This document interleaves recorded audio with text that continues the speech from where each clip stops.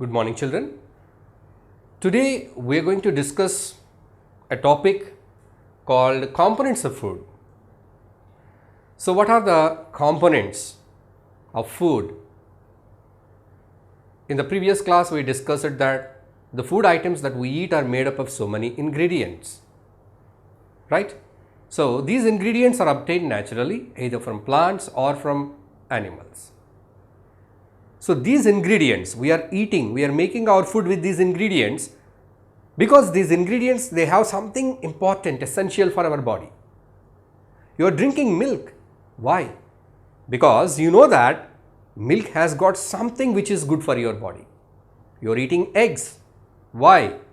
Because the eggs, they have something in them which is useful for your body to be active, to stay alive, to fight diseases, to be healthy, right?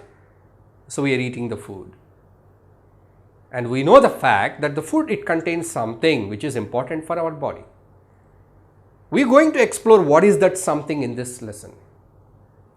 By studying this lesson, we will find answer to these questions. The first one is, what are the components of food? We are talking that food has got something good. Yes, we need to drink milk, eat eggs, fresh vegetables and fruits. Why? Because they have something which is good for your body.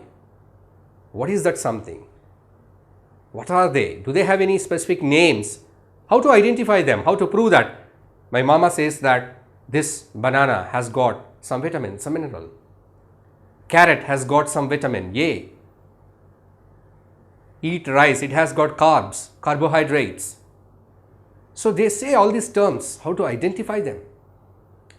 We can do that. Here we will learn what are the components of food and how we can identify them, how we can identify their presence and how we can prove their presence to somebody else.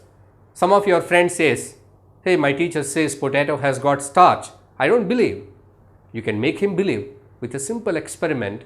You can show him that the potato has got starch, carbohydrate.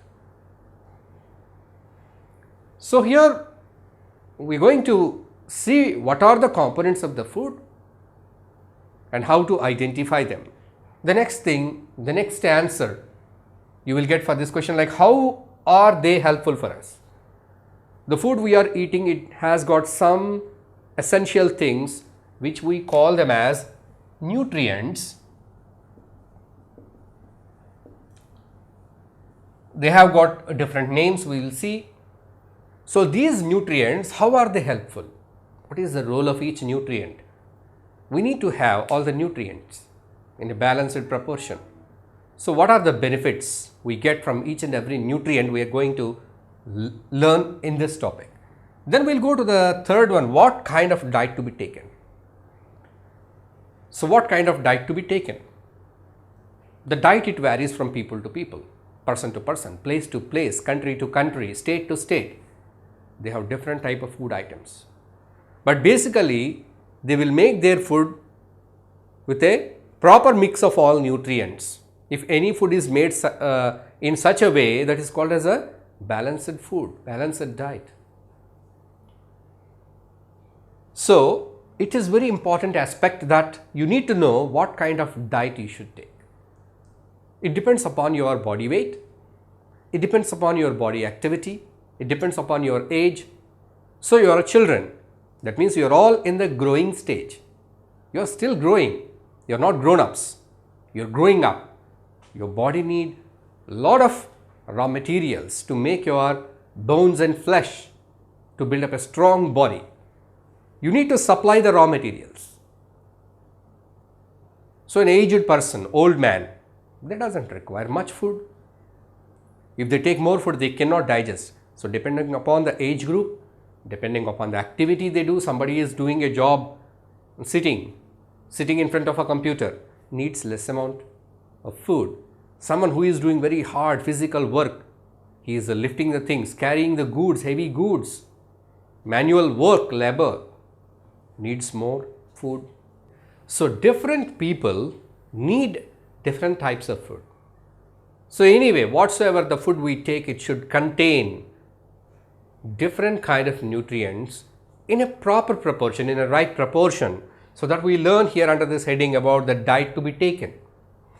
So what happens if proper diet is not taken, the last one? Somebody says that I don't care all these things, just I eat what I like. So that is the policy that you have. You wanted to eat what you like every day. I like chicken every day. I don't eat any rice or rotis, or just I eat chicken. Somebody says that I eat only the fried veggies. I don't want any boiled or cooked veggies. I don't like them eating raw. I don't like the taste. So I want all the veggies to be fried. They are fried in oil. So that is the case. So if you have any policies like that about your food, if you do so for a long time, what happens? Right? We will discuss here what happens if you do so. So I want only drinks. I drink plenty of soft drinks a day. So that is also not a good or a balanced diet. We will see the complications, what happens if we are not taking a proper diet. So these are the 4 different things that we are going to discuss in this lesson, components of food. So let us see the first one. What do different food items contain? In the previous class, in the previous lesson, we have seen the food items are made up of different ingredients. Idli. Idli is made out of urad dal and broken rice. So this rice and urad dal mix, the combination with salt and water, it makes the idlis. Those are the ingredients. So any food item you take, a food item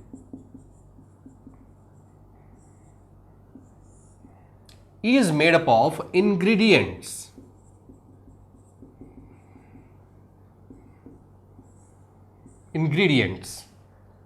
So by what these ingredients are made? Food item is made out of ingredients. The ingredients, they contain some components called as nutrients.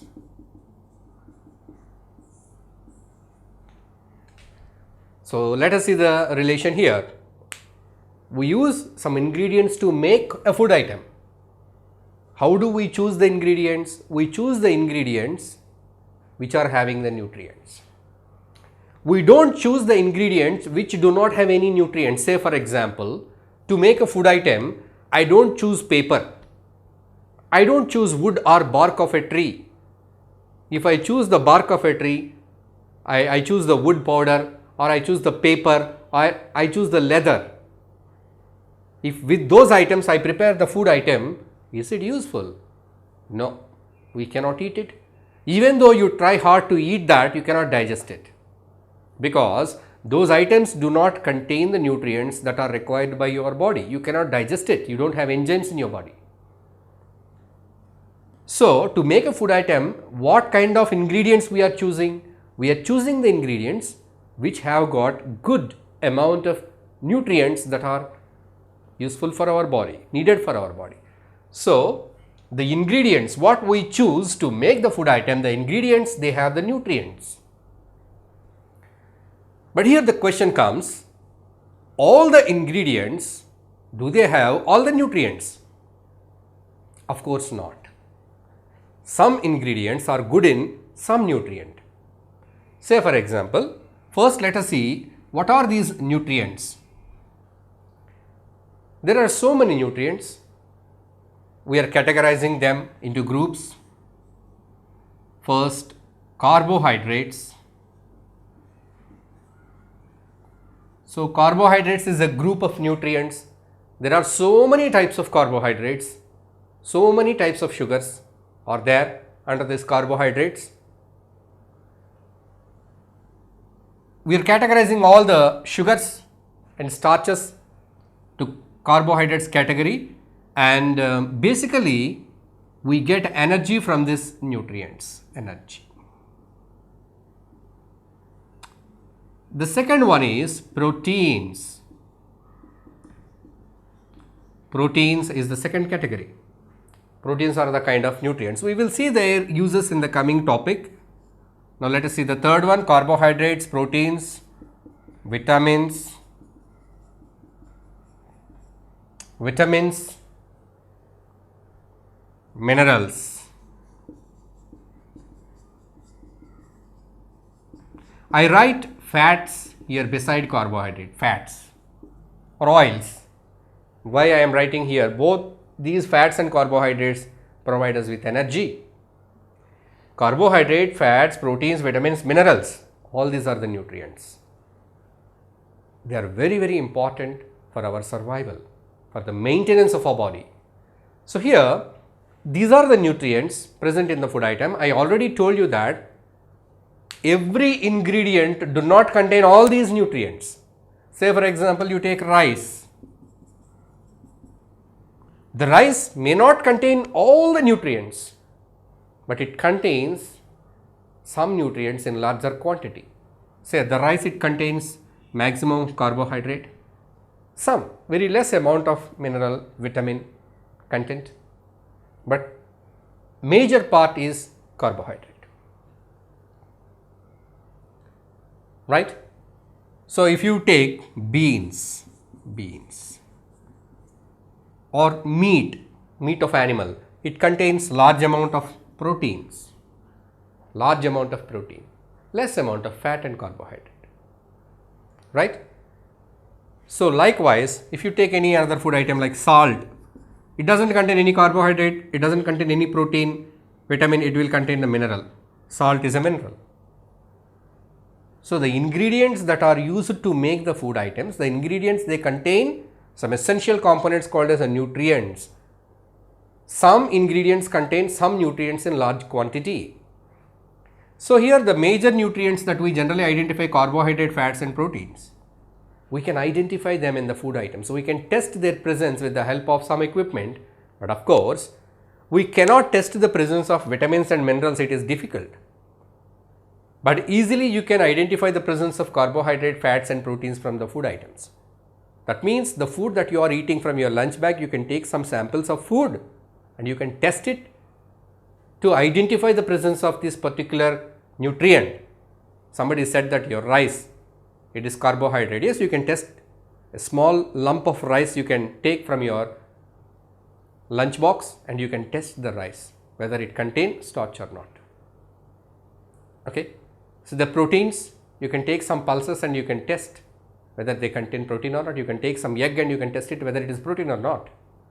So that kind of simple experiments we can do to identify the presence of these nutrients. What nutrients here? We have so many nutrients here: carbohydrates, fats, proteins, vitamin, minerals. Out of this, a few like carbohydrate, fat and protein presence can be identified. Let's see. So now I told you that we can test the presence of the nutrients in the ingredients. So in the food items, we can test the presence.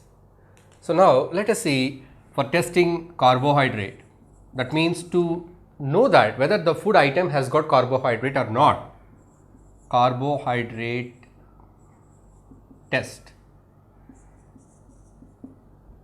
Second thing is protein test.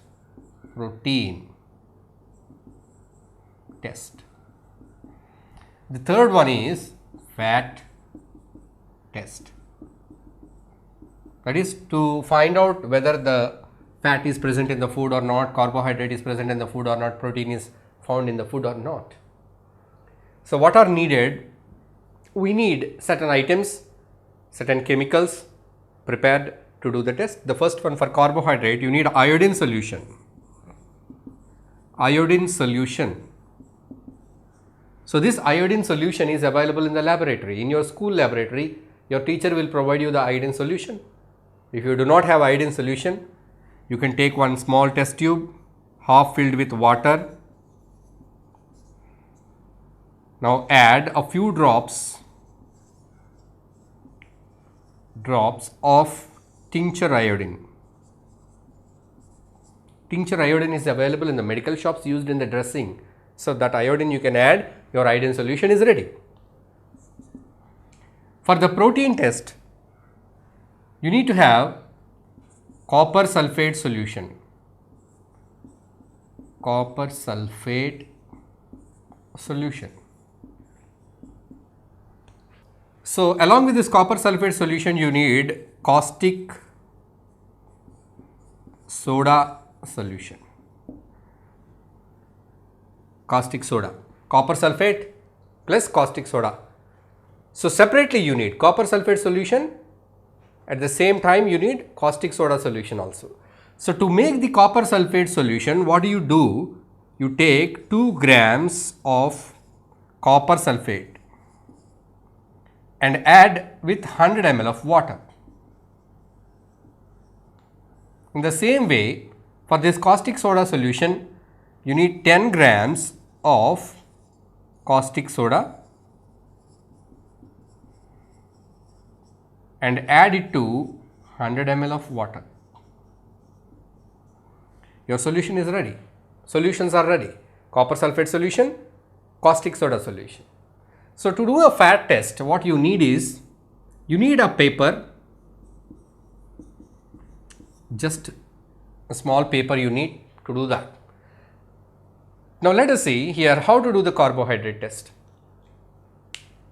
So, you wanted to test whether a food contains carbohydrate or not. Here in these cases, in these two cases, carbohydrate and protein test, the sample in the sense the item which you are going to test, the item which you wanted to test, that is called as sample. The sample, it should be in the liquid form. For example, you wanted to test the rice in your lunch pack. You have taken a small lump of rice, right? Make it into a paste, press it, add some water and put it in the test tube and add some more water. So, now the pressed rice, what you have pressed into small bits, small pieces, and this rice, it is mixed with the water. So, now your sample is ready for testing. Once the sample is ready, you can add a few drops of iodine solution. When the iodine solution is added to that, if the sample, it contains the carbohydrate, it turns dark blue color, deep blue color, deep blue. So, the deep blue, it indicates it contains starch. Rice, it contains starch. Same way, if you take a small potato, a mashed potato, and mix it in the water, put it in the test tube, add few drops of iodine, you will get deep black color, deep blue color. It almost looks like black.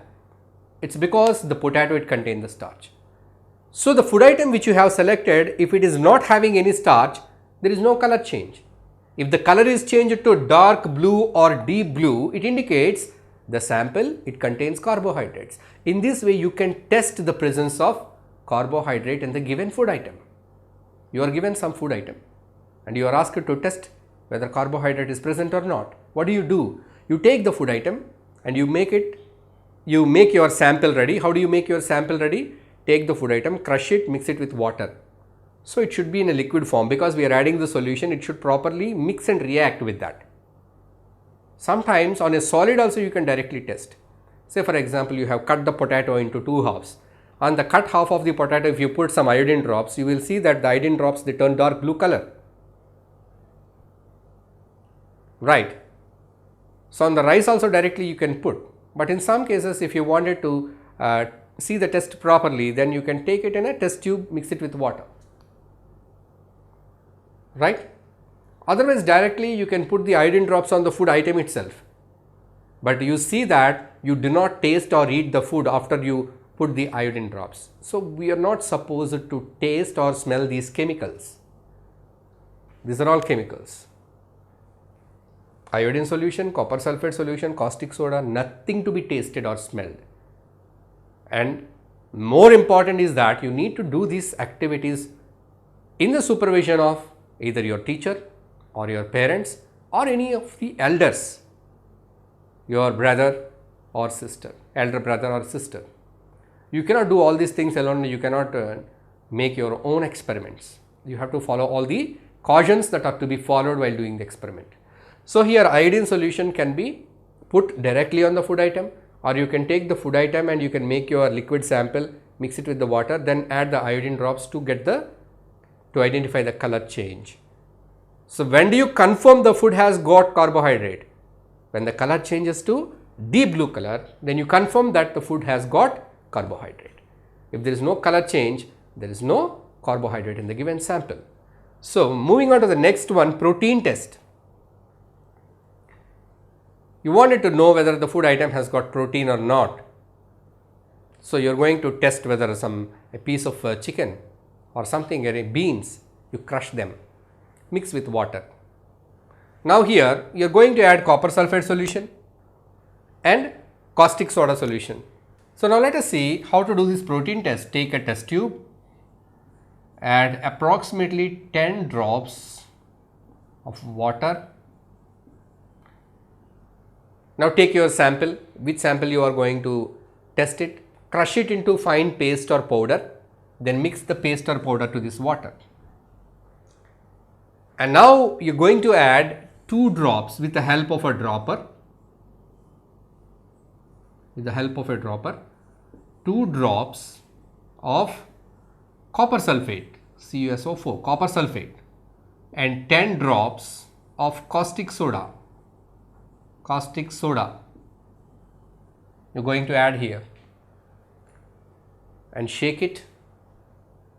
If the contents in the test tube, they turn violet in color, it shows the presence of protein. Protein is found, protein is present. When the color changes to violet after adding copper sulfate solution and caustic soda. If there is no color change, then there is no protein. So in this way you can identify the presence of protein in the food item by doing this protein test. The next one is fat test, which is very simple. Fats are nothing but the oils present in the food items. Most of the food items, they contain certain amount of fat, but some items they contain large amount of oil. Groundnut, we get groundnut oil for cooking purpose, sesame oil, coconut oil, mustard oil. So all these oils are from seeds which contain high amount of oil. You wanted to test whether a food item has got oil or not. Take the food item, put it in a paper, fold the paper and press it hard and remove the paper. Now the wet content of the food sticks to the paper. Some food items may have water also, that water also may stick to the paper. But if you dry it for some time, the water patch will go off. If there is any oil, that oil, it makes an oil mark on the paper, oil patch. You can see the oil mark. If you keep the paper against to a light, you can see that the oil mark. You might have seen. Sometimes it happens to your textbooks. So you are reading so seriously, your mom gives you some snacks to eat, some bundi or something which is fried in the oil, some french fries or something. If accidentally they fall on your textbook, they will make a mark, oil mark. Right? Sometimes it happens in your notebooks also. While you are doing your mathematics problems, accidentally some of your snacks which are deep fried in the oil, if they fall on the book, they will make some oil marks. Right? So the oil, it makes a mark. So with the help of that mark or patch, you can identify the food, it contains the fat. So that is the fat test for the food. So in this way, we can identify the nutrients like carbohydrate, proteins and fats found in the food. Foods also contain vitamins and minerals, but you cannot easily test them. You need much more complex equipment, more number of chemical solutions, which are called as reagents, and you need to have different temperatures for the reactions. You need to have a hot air oven. So many equipment are needed. You will be doing that in your higher classes. So right now, with the help of this simple equipment and simple chemicals, now you are ready to test the food and find out. So this you can do with the help of some elders, in the supervision of your teacher or your parents. You can conduct these simple experiments to identify the nutrient present in the food item.